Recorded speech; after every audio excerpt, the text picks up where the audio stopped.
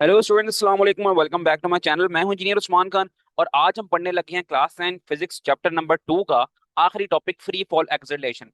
ये पढ़ाने से पहले मैं आपसे एक बात पूछना चाहता हूं कि बचपन से लेकर आज तक जो है ना, हम छलांगे मारते हैं।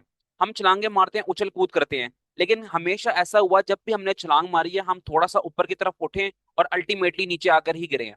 तो ऐसा क्यों हुआ है? या फिर अगर आपके पास कोई चीज है, आपने अपने हाथ में कोई चीज पकड़ी हुई है, तो आपने जब अपने हाथ में कोई चीज पकड़ी है तो जैसे ही आप इसको छोड़ेंगे तो हमेशा ऐसा ही क्यों हुआ है कि वो नीचे आके ही गिरी है, ऊपर की तरफ क्यों नहीं निकली? तो इस बात का जवाब ये है हमारे पास कि जमीन के पास कोई ऐसी फोर्स है जो हर चीज को अपनी तरफ खींच रही है। इसको हम कहते हैं ग्रेविटेशनल पुल ऑफ अर्थ। इसी तरह ये कॉन्सेप्ट जो है ग्रेविटी का, वो हमें ये समझाता है कि कोई भी चीज अगर हम देखें वो अल्टीमेटली जमीन की तरफ आकर ही गिरती है। यानी कि इंसान खुद भी जब छलांग मारेगा तो जमीन की तरफ अट्रैक्ट होगा, या कोई भी चीज अगर हम हवा में रिलीज करें तो अल्टीमेटली वो नीचे की तरफ आकर ही गिरेगी। तो इसको हम कहते हैं ग्रेविटेशनल पुल ऑफ अर्थ। और इसी से रिलेटेड टॉपिक हम पढ़ेंगे फ्री फॉल एक्सेलरेशन। अब फ्री फॉल एक्सेलरेशन भी वही है जो कुछ मैंने भी आपको 2 मिनट पहले समझाया। और वो क्या है? अगर आप छत पर खड़े हैं और छत पर से आपने कोई चीज को छोड़ा है, किसी चीज को आपने छोड़ दिया यानी कि गिरा दिया, तो वो गिरने के साथ साथ नीचे की तरफ आ रही है। जब वो नीचे की तरफ आ रही है तो उसकी एक्सेलरेशन क्या होगी? पहले हम बात करेंगे कि उसकी रफ्तार क्या होगी, और रफ्तार से यानी कि उसकी स्पीड से हम उसकी एक्सेलरेशन बताएंगे कि उसकी एक्सेलरेशन क्या होगी। तो एक्सपेरिमेंटली जो है ना, एक्सेलरेशन निकाली गई है हर फ्रीली फॉलिंग ऑब्जेक्ट की। कोई भी चीज जो है ना ऊपर से नीचे गिर रही है, उसकी एक्सेलरेशन जो होगी वो 9.8 मीटर पर सेकंड स्क्वायर होगी। यानी कि ऊपर से नीचे गिर रही है, जमीन की तरफ अट्रैक्ट हो रही है, पहली बात तो ये। और जिस रफ्तार से वो जमीन की तरफ आ रही है, वो रफ्तार जो है ना वो 9.8 मीटर पर सेकंड है। अब एक्चुअली ये रफ्तार का लफ्ज मैं इस्तेमाल करूं, लेकिन प्रॉपरली अगर मैं बोलूंगा ना, तो ये मैं बोलूंगा कि उसकी जो एक्सेलरेशन है वो 9.8 मीटर पर सेकंड है। और एक्सेलरेशन का कॉन्सेप्ट जो है ना पहले से पढ़ के आ चुके हो। अब थोड़ा थोड़ा ना यहाँ पर इसको रीड कर लेते हैं कि यहाँ पर क्या बातें की गई हैं, फिर मैं मजीद आपको ना इंटरेस्टिंग वे में समझाने की कोशिश करूंगा। When a body is falling freely under the action of gravity of the earth, earth की जो ग्रेविटी है ना, जिस ग्रेविटी की बुनियाद पर वो हर चीज को अपनी तरफ खींच रही है, जब कोई चीज उसकी जमीन की तरफ गिर रही होगी, फ्रीली फॉल कर रही होगी, ऊपर से नीचे गिर रही होगी, the acceleration acting on it is the gravitational acceleration. अब जो उसके ऊपर एक्सेलरेशन एक्ट कर रही है उसको हम कह देंगे ग्रेविटेशनल एक्सेलरेशन है ये। आप एक्सेलरेशन का कॉन्सेप्ट तो पढ़ के आ चुके हो। और जब एक्सेलरेशन, अच्छा एक्सेलरेशन याद है ना, ए से रिप्रेजेंट करते हैं। और जब एक्सेलरेशन के ऊपर इंपैक्ट आ जाए ग्रेविटी का, तो हम उस ए को कन्वर्ट कर देंगे जी के अंदर, तो उसको हम बोल देंगे ये हमारे पास ग्रेविटेशनल एक्सेलरेशन है। और उसको रिप्रेजेंट करते हैं हम किससे? जी से करते हैं। The direction of gravitation acceleration is always downward. अब ग्रेविटेशन एक्सेलरेशन के जो डायरेक्शन है वो हमेशा नीचे की तरफ है। कभी भी ऐसा नहीं होगा कि आपने कोई चीज ऊपर से एकदम छोड़ी है और वो सीधी ऊपर की तरफ निकल गई। ऐसा कभी भी नहीं होगा, वो हमेशा जो है ना वो नीचे की तरफ ही आएगी। आगे पढ़ते हैं। इट्स वैल्यू इज 9.8 बता चुका हूं मैं। But for convenience we shall use the value of G as 10 metre पर सेकंड इसके। कहता है कि अगर न्यूमेरिकल्स वगैरह करने हैं ना, या फिर आपने कह लो कि अपने लिए आसानी करनी है, तो आप 9.8 को ना राउंड ऑफ कर लो 10 के अंदर, तो हम जी की वैल्यू 10 भी ले सकते हैं। यहाँ तक तो हमारी बातें हो गई हैं बिल्कुल क्लियर। हमारे पास कॉन्सेप्ट था एक्सेलरेशन का, और एक्सेलरेशन का कॉन्सेप्ट क्या था, मैं ना थोड़ा सा आपको एक्सेलरेशन का कॉन्सेप्ट रिवाइज करवा देता हूँ। वो क्या होता है? वो ये होता है, अगर तो हम बनाए ना अपना एक स्पीड टाइम ग्राफ। ये मैंने बनाया स्पीड टाइम ग्राफ, यहाँ पर मैंने स्पीड लिया, यहाँ पर मैंने ले लिया टाइम। इतना तो याद है ना, स्पीड टाइम ग्राफ बहुत पढ़ के आ गए हैं पीछे इस पूरे चैप्टर के अंदर। तो मैं कहता हूँ कि मेरे पास जो है ना टाइम है वो था 1 सेकंड, फिर मेरे पास टाइम था 2 सेकंड, फिर था 3 सेकंड। तीन तीन इंटरवल्स में ले लेता हूँ, ठीक है। यहाँ पर मेरे पास जो स्पीड थी ना वो 10 थी, यहाँ पर मेरे पास स्पीड जो थी ना, मैं वी में मिटा रहा हूँ यहाँ से ताकि आपको यहाँ पर क्लियरली नजर आ जाए। 20 मीटर पर सेकंड स्पीड हो गई, यहाँ पर हो गई मेरे पास 30 मीटर पर सेकंड स्पीड। ये मेरे पास ओरिजिन था। यानी कि ये वो पॉइंट था जहां से मैंने किसी ऑब्जेक्ट को ना छत पर से नीचे गिराना है। ठीक है, छत पर से यानी कि मैंने इसको रिलीज करना है। अब होना क्या है कि जैसे ही 1 सेकंड गुजरता जाएगा ना, तो मेरी रफ्तार जो हो जाएगी ना वो 10 मीटर पर सेकंड हो जाएगी। क्योंकि 9.8 था, 9.8 को मैंने ना 10 बना लिया। अब यहाँ पर 10 मीटर पर सेकंड मेरी रफ्तार हो गई है, फिर मेरी रफ्तार जो होगी ना अगले सेकंड के अंदर 20 हो जाएगी, फिर उससे अगले सेकंड के अंदर 30 हो जाएगी। तो क्या जब मैं इस पॉइंट्स को अपने पूरी स्लोप की फॉर्म में ड्रॉ करूंगा तो क्या ये स्ट्रेट लाइन नहीं बन जाएगी? तो हाँ, बिल्कुल स्ट्रेट लाइन बन जाएगी। और हम ये पीछे कॉन्सेप्ट में पढ़ के आ चुके हैं कि जब भी हमारे पास स्पीड टाइम ग्राफ होता है, उसके अंदर जब हमारे पास एक इस तरह की स्ट्रेट लाइन में स्लोप आती है, इसको हम बोलते हैं यूनिफॉर्म यूनिफॉर्म एक्सेलरेशन। तो इस बात से हमें ये पता लगता है कि हर गुजरते सेकंड के साथ हमारी जो स्पीड है ना वो 10 मीटर पर सेकंड के हिसाब से बढ़ती जा रही है। हर गुजरते सेकंड के साथ हमारी स्पीड 10 मीटर पर सेकंड के साथ बढ़ती जा रही है, तो फिर हम इसको कहते हैं कि ये हमारे पास यूनिफॉर्म एक्सेलरेशन है। यहां तक बात क्लियर होगी है। अब इसको मैं रिलेट करता हूँ एग्जांपल के साथ। आपने छत पर से कोई चीज नीचे फेंकी है, पहले सेकंड में जैसे ही 1 सेकंड गुजरेगा तो आपकी जो रफ्तार है ना उस बॉल की, अगर आपने बॉल फेंकी है, बॉल जमीन की तरफ किस रफ्तार से अट्रैक्ट होगी, वो 9.8 की रफ्तार से अट्रैक्ट होगी। फिर अगले ही सेकंड में एक और सेटिंग सेकंड गुजरेगा, फिर उसकी जो है ना रफ्तार जो है ना उससे डबल हो जाएगी। अगर मैं अप्रोक्सीमेटली लेता हूँ, पहले सेकंड के अंदर 10 मीटर पर सेकंड, तो अगले सेकंड के अंदर 20 मीटर पर सेकंड हो जाएगी। तीसरे सेकंड के अंदर उसकी रफ्तार जो है ना वो 30 मीटर पर सेकंड हो जाएगी। हर गुजरते सेकंड के साथ उसकी स्पीड इंक्रीज करती जाएगी। इसको मैं कहता हूँ यूनिफॉर्म एक्सेलरेशन। और जब मैं चीज ऊपर से नीचे फेंक रहा हूँ तो वो जमीन की तरफ अट्रैक्ट कर रही है और जमीन का ग्रेविटेशनल पुल उसको अपनी तरफ अट्रैक्ट करवा रहा है, तो उसको मैं कह दूंगा ये मेरे पास जो एक्सेलरेशन है ना, अब ये ग्रेविटेशनल एक्सेलरेशन है। तो होप सो आपने पुराने कॉन्सेप्ट के साथ इस बात को भी रिलेट कर लिया होगा। Since the freely falling body move vertically downward, अब आपको पता है कि कोई भी चीज गिर रही होगी तो सीधी सीधी ना नीचे की तरफ गिरेगी, वर्टिकली डाउनवर्ड गिरेगी in the straight line with a uniform acceleration, और इसकी एक्सेलरेशन यूनिफॉर्म होगी। अभी अभी हम ग्राफिकली प्रूफ करके आ चुके हैं। कहाँ प्रूफ किया? यहाँ पर प्रूफ किया। ठीक है, हर गुजरते सेकंड के साथ उतनी ही रफ्तार बढ़ना जितनी रफ्तार उसकी पिछले सेकंड में बढ़ी थी, तो इसको हम कहते हैं यूनिफॉर्म एक्सेलरेशन। और इसका कॉन्सेप्ट पहले भी बहुत बार देख के आ चुके हैं हम, तो आपको ये मुश्किल नहीं करेगा यहाँ पर बिल्कुल भी। So the three equations of motion, अब बात करते हैं अपनी इक्वेशंस ऑफ मोशंस की। और इक्वेशन ऑफ मोशंस हम पिछले लेक्चर के अंदर पढ़ के आ चुके हैं। ये तीन हमारे पास थी इक्वेशन ऑफ मोशन। कहते हैं इन इक्वेशन ऑफ मोशंस को अब थोड़ा सा हम चेंज करेंगे, और चेंज क्या कर लेंगे यहाँ पर ही सुन लो। ये यहाँ पर भी हमारे पास एक्सेलरेशन का ए है ना, उसको अब हम कन्वर्ट कर देंगे किस में, अभी बता के आया हूँ, ग्रेविटेशनल एक्सेलरेशन में, यानी कि ए की जगह हम जी लगा देंगे। बस यही काम करेंगे। यहाँ पर भी ए आता है, इसको भी हम जी में कन्वर्ट कर देंगे, और कोई काम नहीं करना, यहाँ पर यही बातें बताएंगे। The three equation of motions can be applied to the motion of such bodies. While applying equation of motions, जब भी हम इक्वेशन ऑफ मोशन का फॉर्मूला का इस्तेमाल करेंगे, तीन फॉर्मूलाज का इस्तेमाल करेंगे, तो acceleration a is replaced by g. हो गई बात वही वाली, आ गई है। Thus equation of motion for freely falling bodies can be written as, अब आप देख सकते हो तीन इक्वेशन ऑफ मोशंस वही लिखी हैं, बस ए की जगह हमने यहाँ पर जी लगा दिया। तो अब हम न्यूमेरिकल्स में इसको इस तरह ऑब्जर्व करेंगे कि कोई भी चीज जो है ना, अगर हम जमीन से ऊपर की तरफ फेंक रहे हैं या ऊपर से नीचे की तरफ फेंक रहे हैं, तो यहाँ पर ग्रेविटी का ताल्लुक तो आ गया, तो ग्रेविटेशनल एक्सेलरेशन भी हो गई यहाँ पर। तो हम यहाँ पर फॉर्मूले को जब इस्तेमाल करेंगे, इन फॉर्मूलाज का जब हम इस्तेमाल करेंगे, तो हम यहाँ पर ए की जगह जी का इस्तेमाल कर लेंगे। न्यूमेरिकल्स जब आएंगे तो आपको मजीद आइडिया हो जाएगा। मैंने बता दी निशानी कि जब भी हम न्यूमेरिकल्स में डिस्कस करेंगे कि एक ऑब्जेक्ट को हमने नीचे से ऊपर फेंका या कोई ऑब्जेक्ट ऊपर से नीचे आया, तो यहां पर हम इस्तेमाल करेंगे जी का इंस्टेड ऑफ ए। बस it should be remembered that while using this equations the following point should be kept in mind. कहता है जब जब हमने ये तीन इक्वेशन ऑफ मोशंस का इस्तेमाल करना है ना, तो कुछ रूल्स हैं, कुछ पॉइंट्स हैं जो कि हमने अपने जहन में रखने ही रखने हैं। अब पहला पॉइंट क्या कहता है? For body is release from some height to fall freely its initial velocity will be taken as zero. अब मैं यहाँ पर एक इंतहाई अहम बात बताने लगा हूँ, उसको ध्यान से सुनना है।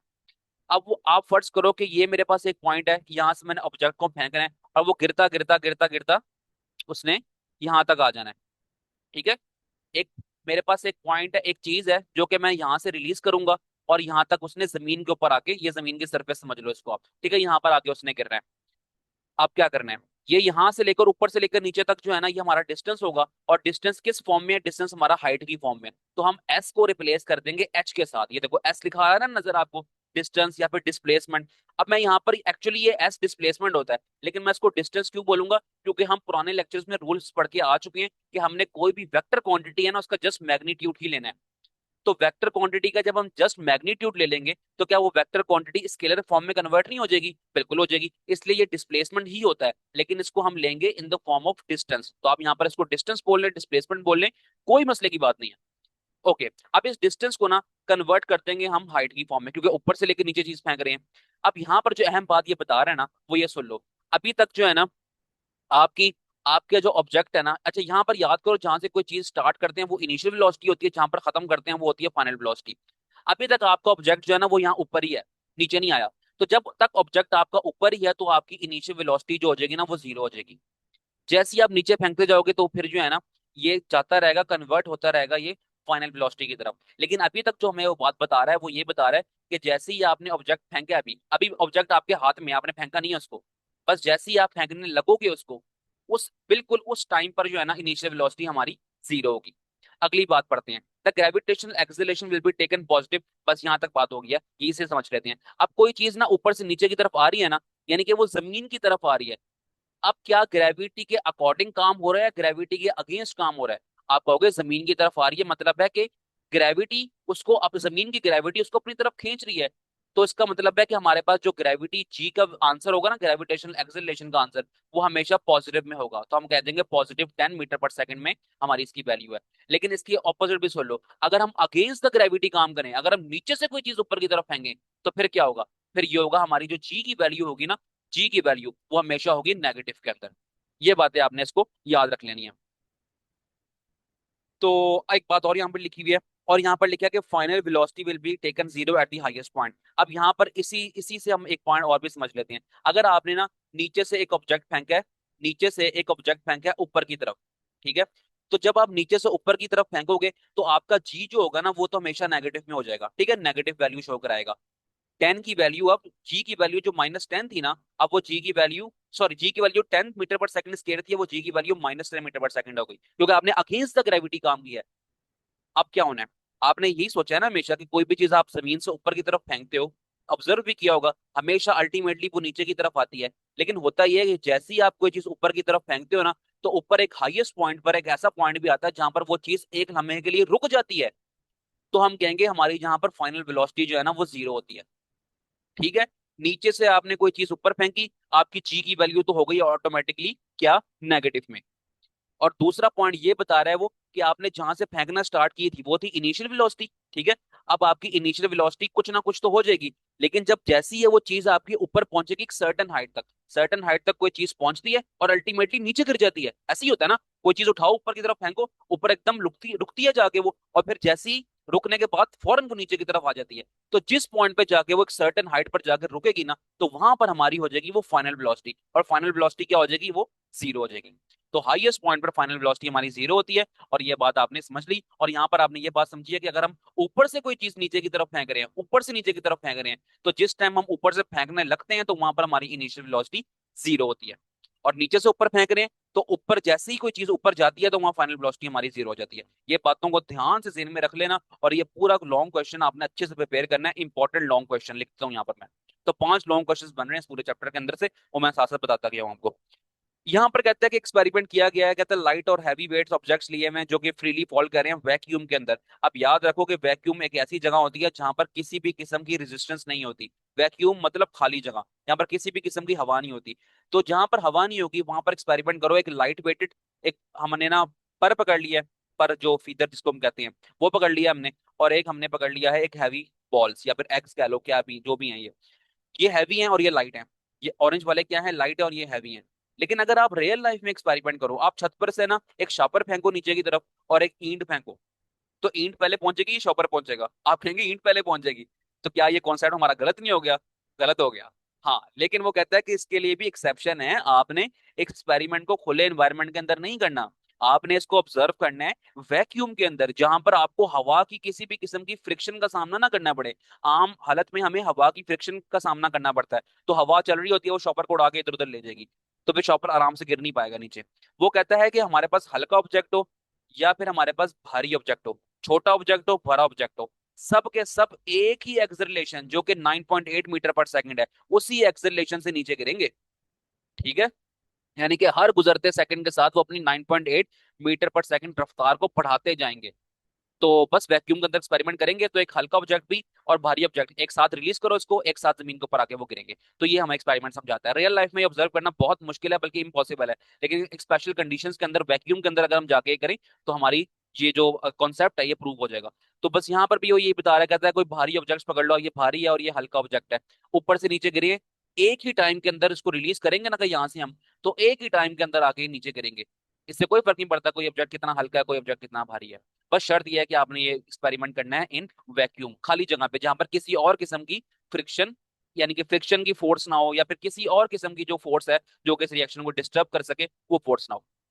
इसके साथ हमने इंपॉर्टेंट लॉन्ग क्वेश्चन पढ़ लिया। अब आते हैं यहाँ पर हम एग्जाम्पल्स की तरफ। अभी आपने इक्वेशन ऑफ मोशंस पढ़ के आ चुके हो, कॉन्सेप्ट समझ के आ चुके हो, तो एग्जाम्पल्स करना कोई मसले की बात नहीं है।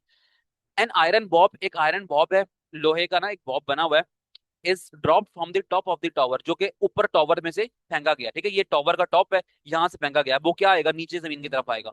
इट रीचेस द ग्राउंड, यहाँ पर ग्राउंड पे पहुंच रहा है वो इन 4 सेकंड्स, तो उसको टाइम लगा कितना, 4 सेकंड लगे हैं। फाइंड, ये लिखा हुआ आ गया फाइंड, टू फाइंड, याद आ रही है ना, बाद में हेडिंग्स बनवाया करता था न्यूमेरिकल्स के अंदर और एग्जांपल्स के अंदर बनवाऊंगा यहाँ पर भी। Find height of the tower, tower की हाइट फाइंड करो। ठीक है, यहां से लेकर यहां तक कोई चीज गिरी है ना, तो इसकी हाइट कितनी होगी वो हाइट फाइंड करो। The velocity of the ball as it of the ball as it strike the ground. ठीक है, बॉब को ये बॉल ही कह रहा है, कोई ऐसी बात नहीं है। उस बॉल की वेलोसिटी फाइंड करो कि जब वो ग्राउंड पे आके हिट हुई है, गिरी है। हमने क्या फाइंड करना है, यहाँ पर देख लो, यहाँ पर अब जो चीजें हमें गिवन है ना, वहां पर हम लिखेंगे हेडिंग डाटा की। मार्कर से आपने डाटा की हेडिंग बनानी है और आपने लिखना है, आप नोट कर रहे हो ना, यहाँ पर फ्रीली फॉलिंग वाला केस आ गया, तो हम ए को जी में कन्वर्ट कर देंगे। आ गई बात ज़हन में? बिल्कुल आ गई है। और चीज ऊपर से नीचे गिर रही है, तो फिर जो डिस्टेंस हमारा था एस, उसको एच से रिप्लेस कर देंगे। ये बात भी ज़हन में आ गई, कभी समझ के आयो? तो यहाँ पर वही काम करेंगे। अब इनिशियल वेलोसिटी जो है ना वो हमारी जीरो है। क्या ये बात समझ के आए हो? बिल्कुल समझ के आए हो आप ये बात। हमारे पास इनिशियल वेलोसिटी जो है ना, इस केस में जीरो है, क्योंकि हम ऑब्जर्व कर रहे हैं कोई चीज ऊपर से नीचे गिर रही है। अब याद रखना, जब हम न्यूमेरिकल्स कर रहे होंगे इस तरह के कि कोई ऑब्जेक्ट को हमने नीचे से ऊपर की तरफ फेंका है, तो वहां पर हम फाइनल वेलोसिटी को जीरो लेंगे। अच्छे से जेन में बिठा लो बात को। जब भी न्यूमेरिकल्स में हम ये डिस्कस कर रहे हैं कि कोई चीज हमने ऊपर से नीचे फेंकी है, तो हमारी इनिशियल वेलोसिटी जीरो होगी। और जब न्यूमेरिकल्स में हम ये डिस्कस कर रहे हैं कि हमने नीचे से ऊपर कोई ऑब्जेक्ट फेंका है, तो हमारी फाइनल वेलोसिटी जो होगी ना वो जीरो होगी। अच्छे से जेन में बिठा लो, फिर कभी नहीं भूलेगी ये बात ये। अब यहाँ पर इनिशियल वेलोसिटी हमारी होगी है जीरो, क्योंकि हमने चीज ऊपर से नीचे फेंकी है। और एक्सेलरेशन जी हो जाएगा 10 मीटर पर सेकंड स्क्वायर। अब 10 मीटर पर सेकंड स्क्वायर जी न्यूमेरिकल में तो नहीं था, लेकिन हमें तो पता है कोई भी चीज ऊपर से नीचे फेंकोगे आप, तो उसकी जो एक्सेलरेशन की वैल्यू है वो 10 ही लगेगी। और जो टाइम है, टाइम हमारे पास दिया हुआ है 4 सेकंड। कहाँ दिया हुआ है?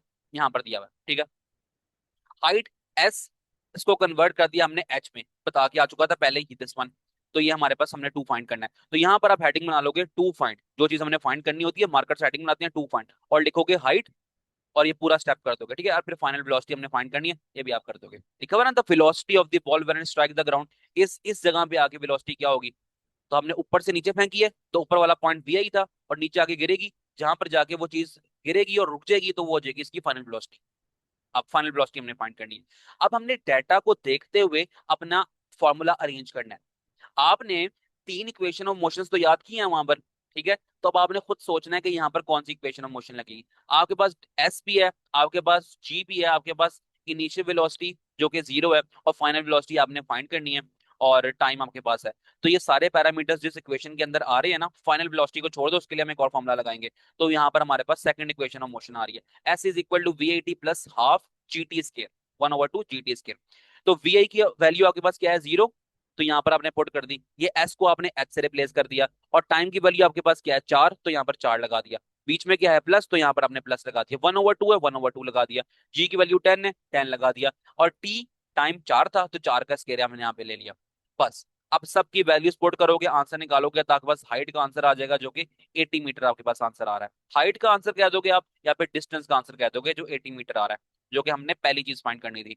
दूसरी चीज हमारे पास क्या थी? From the first equation of motion we have, अब हमने फाइनल वेलोसिटी यानी कि ये फाइंड करनी है। तो फाइनल वेलोसिटी के लिए हमारे पास फॉर्मूला कौन सा है? हमारे पास फॉर्मूला है फर्स्ट इक्वेशन ऑफ मोशन। अब आप थर्ड इक्वेशन ऑफ मोशन भी लगा सकते हैं, लेकिन आपने डाटा भी तो अरेंज करना है। आप थर्ड इक्वेशन ऑफ मोशन से भी कर लेंगे, तो आपका आंसर जो है ना वो आ सकता है। अब यहाँ पर फर्स्ट इक्वेशन लगाइए ना, तो हम इसको फॉलो कर लेते हैं। V F is equal to V I plus G T. तो वी एफ हमारे पास क्या है? वी एफ वो है जो कि हमने फाइंड करना है। और वी आई हमारे पास जो है वो क्या है? वो हमारे पास है जीरो। तो हमने यहाँ पर वी आई की वैल्यू जीरो लगा दी। तो देख लो, आप लिखा है ना, ये V F is equal to V I plus G T.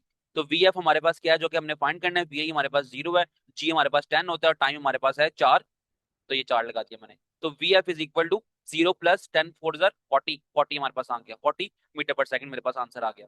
अच्छा, मैं इसको अगर प्रूव करना चाहूँ with the help of third equation of motion, तो मैं वो भी कर सकता हूँ। टू ए एस, ए को मैं जी कर रहा हूँ, V F square minus V I square. ठीक है, टू जी की जगह लगा दूंगा 10, और एस मेरे पास क्या था? एस मैंने अभी फाइंड किया 80, वो 80 मैं यहाँ पर लगा दूंगा, is equal to V F का स्केयर। वी एफ हमारे पास वो है जो हमने फाइंड करना है, तो वी एफ स्केयर हो गया, वी आई हमारे पास जीरो है, तो जीरो का स्केयर जीरो ही होता है। तो 2 × 10 मल्टीप्लाई बाय 80, ये क्या बन जाएगा? 80 को 10 से अगर हम करेंगे तो ये बन जाएगा 800, 800 को 2 से अगर हम करेंगे तो ये बन जाएगा 1600, 1600 बन जाएगा, is equal to V F square. ठीक होगी बात? अगर आप इसको, इसका ले लेते हैं अगर आप स्केयर, तो अब आपने नोट किया होगा, अगर आप कैलकुलेटर से करें 40 × 40, ये क्या बनता है? 0 0 और यहाँ पर 0 4 4 0 16 1600। तो हमारे पास बनता है ये 40 का स्केयर, 40 का स्केयर। तो V F square, taking square root on both side लेंगे तो ये कट जाएगा, ये कट जाएगा, तो वी एफ आपके पास आ गया 40। और यहाँ पर भी यही आया था, यहाँ पर भी यही आया था। तो आपने खुद डिसाइड करना है आपने कौन सा फॉर्मुला लगाना है। तो जरूरी नहीं है आप यही फॉर्मुला लगाओ, मैंने दूसरे फॉर्मुले से भी आपको प्रूफ कर दिया कि आपके पास आंसर यही आएगा। तो बस आपके पास ये सॉल्व हो गया। एक सेकंड, ये हो गया। अब यहाँ पर आए, यहाँ पर लिखा हुआ है एग्जाम्पल 2.6। यहाँ पर भी कॉन्सेप्ट अभी हम पढ़ के आए वही लगेगा। An arrow is thrown vertically upward. याद करो, अब हमने नीचे से लेकर ऊपर की तरफ चीज फेंकी है, वर्टिकली अपवर्ड ऊपर की तरफ चीज फेंकी है विद द हेल्प ऑफ वो। तो वो तीर कमान होता है ना, उस कमान में से हमने तीर फेंका है। The velocity of the arrow when it leaves the बो, तो हमारे पास जो इनिशियल वेलोसिटी थी ना उसकी, वो थी 30 मीटर पर सेकेंड। अब इनिशियल वेलोसिटी हमारे पास आ गई और हमने वर्टिकली कोई चीज अपवर्ड फेंकी है। तो हो सकता है कि एक सर्टेन पॉइंट ऐसा आएगा जहां पर वो तीर जाके रुकेगा, फिर ऊपर से दोबारा नीचे आने की तरफ शुरू हो जाएगा वो। तो जिस पॉइंट पर वो रुकता है वो होती है फाइनल वेलोसिटी, और वहां फाइनल वेलोसिटी हमारी होती है 0। पुराना कॉन्सेप्ट पढ़ के आ चुके हैं हम। Determine the time to reach, हमने अपने टाइम फाइंड करना है to reach the highest point. Highest point तक जब वो पहुंचा तो हमने हाईएस्ट पॉइंट फाइंड करना है। फाइंड द मैक्सिमम हाइट, ये देखो आ ही गया मैक्सिमम हाइट, हमने फाइंड करनी है इसकी। तो बस दो चीजें फाइंड करनी है हमने, टाइम फाइंड करना है और हाइट फाइंड करनी है। यहाँ लिखा हुआ है here acceleration will be taken as negative, क्योंकि अभी मैं आपको बता के आ चुका हूँ हमने नीचे से चीज ऊपर फेंकी हुई है, तो जी की वैल्यू हमारी आएगी नेगेटिव में। और नेगेटिव में क्या आएगी, 10 मीटर पर सेकंड स्क्वायर। तो इनिशियल वेलोसिटी हमें हमें गिवन है, फाइनल वेलोसिटी हमने बता दिया 0 होगी, एक्सेलरेशन हमने कह देंगे वो -10 में आ जाएगी। और फाइंड क्या करना है हमने, तो टू फाइंड की हेडिंग बनाएंगे और फाइंड हमने करना है एक्सेलरेशन और time, sorry time and height. तो स्टार्टिंग में हम हेडिंग बना लेंगे डाटा की, स्टार्टिंग में हम हेडिंग बना लेंगे डाटा की, और टू फाइंड में हम हेडिंग बना लेंगे उन चीजों की जो कि हमने फाइंड करनी है। फिर हम कैलकुलेशंस की हेडिंग बनाएंगे, न्यूमेरिकल्स करवाऊंगा ना, इसी पैटर्न पे करवाऊंगा, इसी तरह हमने बोर्ड पे अटेम्प्ट करना है। अब आपने देखना है कि आपके पास डाटा में क्या कुछ गिवन है और क्या आपने क्या कुछ फाइंड करना है, तो उस हिसाब से आपने फॉर्मुला लगा लेना है। तो फर्स्ट इक्वेशन ऑफ मोशन होती है V F is equal to V I plus G T. तो यहाँ पर आपने फॉर्मुलाज वगैरह पुट करके अरेंज करके आपने टाइम निकाल लिया यहाँ पर। ठीक हो गई बात। अब जी की वैल्यू आपने लेनी है नेगेटिव, तो इसको आपने फॉर्मूला में अरेंज कर लिया। अगली बात अब हम करते हैं, अगला यहाँ पर लिखा हुआ है हमने फाइंड क्या करना था, एक हाइट फाइंड करनी थी। तो हम लगाते हैं थर्ड इक्वेशन ऑफ मोशन, तो 2GS is equal to V F square minus V I square. तो हमारे पास 2G की वैल्यू 10 होती है, S की वैल्यू हमने फाइंड करनी है, वी एफ की वैल्यू जो हमारे पास क्या थी वो थी 0, और वी आई की वैल्यू हमने क्या लगाई थी यहाँ पर 30 लगाई थी। तो यहाँ पर हम 30 वी आई की वैल्यू ले लेंगे। तो ये सारी वैल्यूज वगैरह पुट करने के बाद आपका ये आंसर आ जाएगा। इसको करो, बहुत आसान है, मैंने समझा दिया है, बस आपने डाटा देखना है, उसके हिसाब से ही ना आपने ना अपना इक्वेशन ऑफ मोशन आपके पास तीन है, कोई भी चूज कर लो उसमें से, आपकी मर्जी है। अगर आपको लगता है कि आप थर्ड इक्वेशन नहीं कोई और इक्वेशन लगा के भी सॉल्व कर सकते हो, तो ये अब आपकी मर्जी है, आप कर सकते हो उसको सॉल्व, तो ऐसी कोई मसले की बात नहीं है। तो इसके साथ साथ ही ना हमारे न्यूमेरिकल्स भी खत्म हो गए, छोटा सा एक टॉपिक और रह गया हमारा, रिलेटिविटी। रिलेटिविटी का टॉपिक जो है ना वो बड़ा ही कॉम्प्लेक्स टॉपिक है, ठीक है। और खास तौर पे सेकंड ईयर के अंदर जाके ना हम थ्योरी ऑफ रिलेटिविटी के बारे में पढ़ते हैं। बहुत कॉम्प्लेक्स टॉपिक और बहुत ही इंटरेस्टिंग टॉपिक है, ठीक है। तो क्लास 9 की हद तक उन्होंने थोड़ा सा इसका इंट्रोडक्शन दिया हुआ है, तो पढ़ लेते हैं यहाँ पर उसने क्या बात बताई हुई है। और वैसे तो बहुत डिटेल और कॉम्प्लेक्स टॉपिक है ये, और मेरा फेवरेट टॉपिक भी है फिजिक्स के अंदर। ये जितनी भी फिजिक्स मैंने आज तक पढ़ी है ना, सबसे इंटरेस्टिंग टॉपिक मुझे ये थ्योरी ऑफ रिलेटिविटी ही लगा है। अब है क्या सीन, लिखा हुआ है इन 1905 famous scientist Albert Einstein proposed his revolutionary theory of special relativity which modified many of the basic concepts of physics। कहता है 1905 में ना मशहूर तरीन साइंसदान, आपने बचपन से इसका नाम सुना होगा, एल्बर्ट आइंस्टाइन, ठीक है, जर्मनी का था, फिर वो अमेरिका शिफ्ट हो गया था। तो उसने एक थ्योरी अपनी प्रपोज की थी, और वो थी थ्योरी ऑफ रिलेटिविटी। वहां पर उसने फिजिक्स के कॉन्सेप्ट्स को ना एक नया एंगल दे दिया था। कि फिजिक्स के जो पुराने कॉन्सेप्ट थे ना, कई सालों से चलते आ रहे थे, जो कई 100 सालों से चलते आ रहे थे, उसने उसको एक नई शक्ल दे दी। उसमें उसने अहम बात क्या बताई, अकॉर्डिंग टू दिस थ्योरी बहुत सारी बातें बताई हैं उसने उसमें, ठीक है। आपने हमेशा सुना होगा बचपन से कि रसूलुल्लाह सल्लल्लाहु अलैहि वसल्लम जब मिराज पर तशरीफ लेके गए, तो आप सल्लम ने जो ट्रैवल किया था, आप सल्लम ने मस्जिदुल हराम से मस्जिदुल अक्सा तक ट्रैवल किया, और फिर 7 आसमानों और उससे भी आगे सिदरतुल मुंतहा का भी आप सल्लम ने ट्रैवल किया। तो इतना दूर फासला किस तरह ट्रैवल कर लिया, क्योंकि जब रसूलुल्लाह ने बहुत एक्स्ट्रा ऑर्डिनरी स्पीड से ट्रैवल किया होगा, फिर आप सल्लम तशरीफ लेके गए होंगे, तो बुराक पे आप सल्लम ने ट्रैवल किया था। तो उसी कॉन्सेप्ट को अगर आप ज़हन में रखें ना, तो हम ये कह सकते हैं कि हमारे पास तेज तरीन रफ्तार जो है ना वो लाइट की रफ्तार है। तो आइंस्टाइन ने भी ये बताया था कि लाइट की रफ्तार से कोई चीज अगर ट्रैवल करे ना, तो वो बहुत तेज ट्रैवल करती है और बहुत दूर तक वो पहुंच सकती है, ठीक है। तो रसूलुल्लाह ने ना एक रात के अंदर 7 आसमान और सिदरतुल मुंतहा का ट्रैवल कर लिया था। तो होपफुली यही हुआ होगा, लेकिन अल्लाह बेहतर जानता है कि आप सलम ने स्पीड ऑफ लाइट से ट्रैवल किया। लेकिन थियोरेटिकली आइंस्टाइन हमें यही कहता है कि दुनिया में सबसे ज्यादा जो स्पीड है ना, वो स्पीड है स्पीड ऑफ लाइट की। तो आप सलम ने अगर स्पीड ऑफ लाइट से ट्रैवल किया होगा तो आप सलम वहां तक पहुंच गए होंगे। थियोरेटिकली इतनी स्पीड है, लेकिन अगर अल्लाह बेहतर जानते हैं इससे भी तेज स्पीड हो सकती है कि नहीं हो सकती। लेकिन दुनिया में आइंस्टाइन ने प्रूफ किया कि सबसे ज्यादा जो है ना तेज स्पीड जो है ना वो लाइट की स्पीड है, और लाइट की स्पीड से तेज कोई स्पीड नहीं हो सकती। कहता है एक बात और उसने बताई है, लेकिन ये हम अगर हम इस्लामी नजरिए से देखें ना तो ये हमारे लिए बात एक्सेप्ट करना थोड़ा सा मुश्किल है, लेकिन फिजिक्स के हद तक तो हम ये बात कर सकते हैं ना। कहता है कि any object with the mass can not achieve speed equal to the greatest. अब कोई भी जो मैस है, मैस क्या, एक बॉल पॉइंट का मैस, एक लैपटॉप का मैस, एक इंसान का खुद का मैस, कहता है किसी भी ऑब्जेक्ट का कोई ना कोई मैस अगर होगा ना तो फिर वो लाइट की स्पीड या उससे ज्यादा स्पीड कभी भी अटेन ही नहीं कर सकता। लेकिन हम जानते हैं कि रसूलुल्लाह ने इससे भी ज्यादा स्पीड से या फिर इसी स्पीड से ना ट्रेवल किया हुआ है। लेकिन मैं बिल्कुल ऐसा नहीं करता कभी भी कि ना इस्लामी चीजों को ना साइंस से लाकर रिलेट करना शुरू कर दूं। लेकिन जस्ट आप लोगों को बताने के लिए मैंने आपको ये बात थोड़ी सी रिलेट की है, ताकि आपको ये रिलेटिविटी समझने में थोड़ा इंटरेस्टिंग लगे। तो इसके साथ साथ ही ना हम ये टॉपिक को करते हैं खत्म। तो आपने इंपॉर्टेंट बात यहाँ पर क्या पढ़ी कि लाइट की स्पीड होती है 3 × 10⁻⁸ और ये स्पीड कहाँ होती है, ये वैक्यूम में होती है, या फिर हम कह सकते हैं कि फ्री स्पेस के अंदर होती है।